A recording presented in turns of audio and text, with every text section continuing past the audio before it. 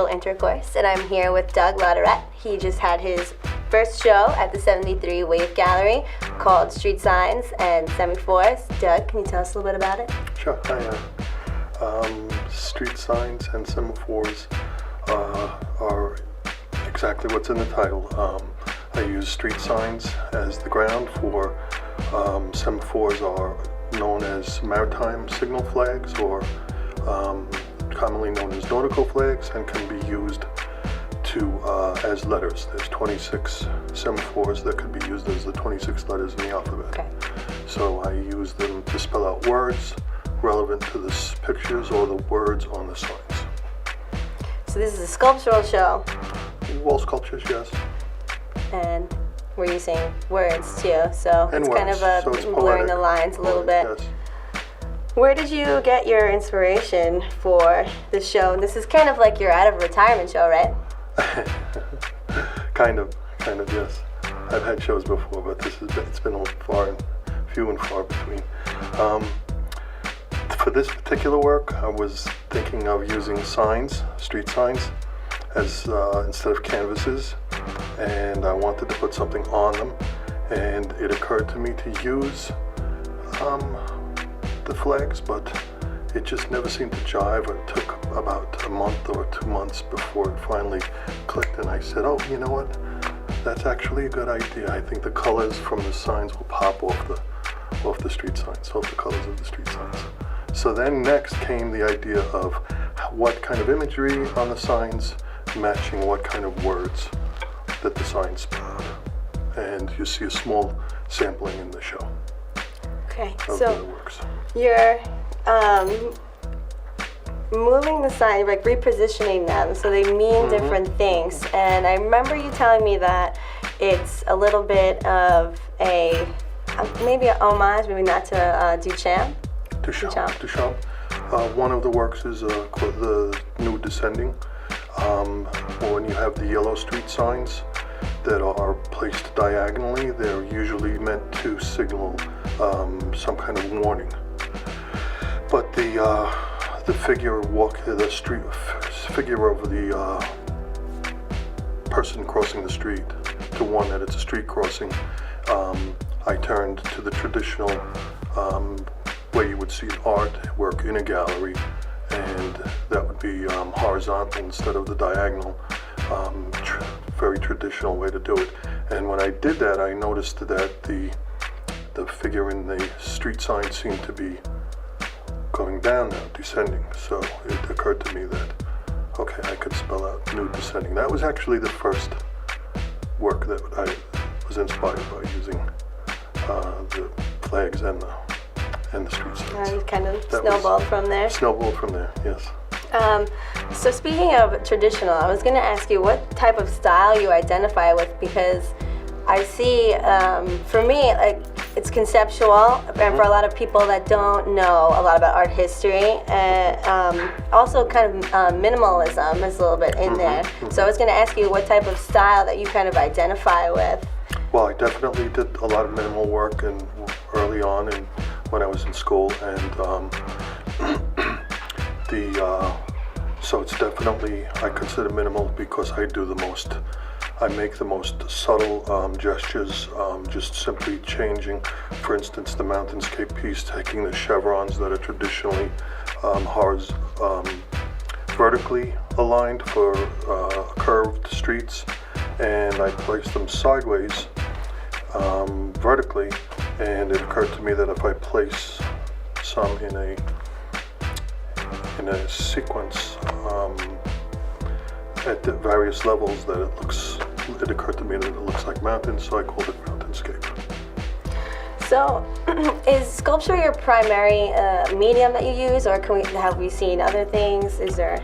I love using the three-dimensional. I moved away from painting. I didn't trust my own hand. I didn't trust my own brushstroke. I think you'll hear a lot of artists say that. But if you notice, I use not only are they three-dimensional works, but they're works that I have fabricated. I don't really have my hand in it, other than the idea, so that makes them very conceptual works. That's because interesting. they're based just on the idea. Right, yeah. So that'd be hard, I think, for a lot of people. How do you think the public is responding to that? Because I think traditionally and conventionally we have this stereotypical idea of like art, and it's always like Right, painting, and right. you see the hand a lot. And conceptual art is hard for a lot of people that aren't familiar right. with it. How do you think in the opening that, or how people? Well, I asked a lot of people that came through, is it art? That's a very fundamental question about a lot of art, Well, right? Is it art? Yeah, it's And people agreed. They said, yes, this is art. They got it. You know, I think that when an artist puts his hand in it, does something as minimal as, say, just changing the orientation of a street sign, it becomes a work of art. And like Duchamp said, it becomes a work of art because I say it's a work of art. that, and I also think that it's the venue that you place it in. If you put it in a space, that Yeah, has and it was white called walls. conventional. It was called very conventional, but I don't think the artwork itself is conventional. The venue is conventional, Right. white walls, and it was called a conventional show, but I don't think you can say that the work hanging on the white walls. I think the white walls are perfect for the work because the colors pop. Yeah, on those white absolutely. walls. And you sold some pieces too, right? A couple, yes. That's awesome. Some more interested, some others. This is good. So what we've been talking about primarily today is self-promotion and how important it is to market yourself as an artist and kind of being your own brand. And I was just wondering, since you are older than most of the people that I've talked to today, how growing up in growing up in a time where social media is kind of like non-existent at one point, and trying to like Yes. transition into it now, how would you used to do it opposed to how you maybe would do it now? I used to do my research through phone books and a lot of reading and trying to track them. Have you ever heard of those? Actually, even did a piece of stacking phone books on bookshelves from various cities. But you say social media, and you were asking about how to promote the work. Mm-hmm. And as far as promoting the work, all I'm interested in is the work being seen,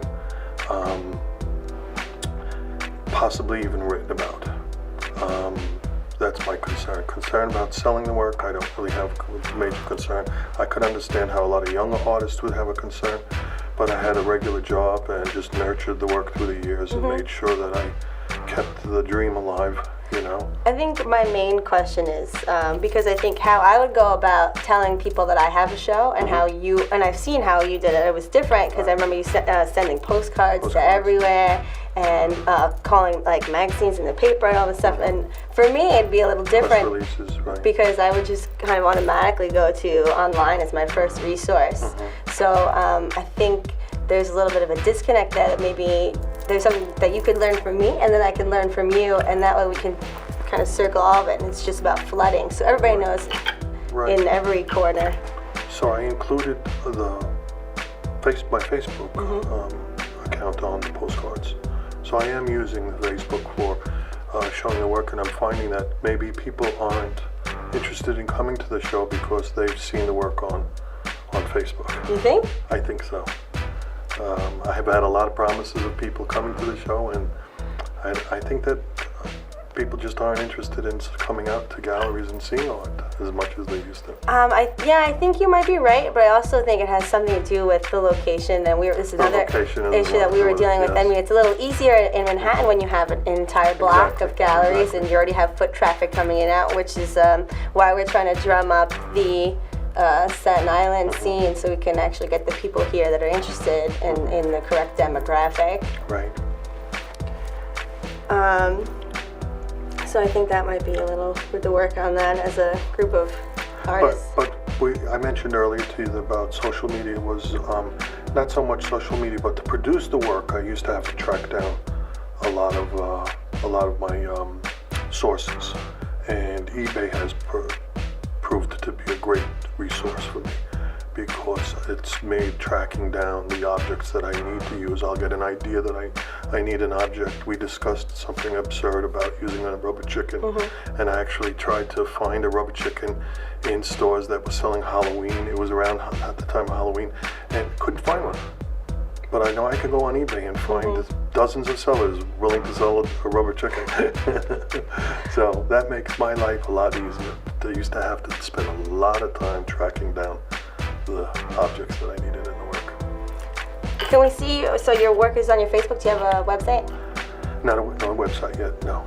Okay, but it's in the works. It's in the works. Okay, so I think we've learned a lot from a lot of good two perspectives from where you can get your information and how to promote from today. Thank you, Doug, for giving us your perspective. And we can see Doug's work still up on 73 Wave Street Gallery here in Staten Island. Thanks for coming. Sure, thank you.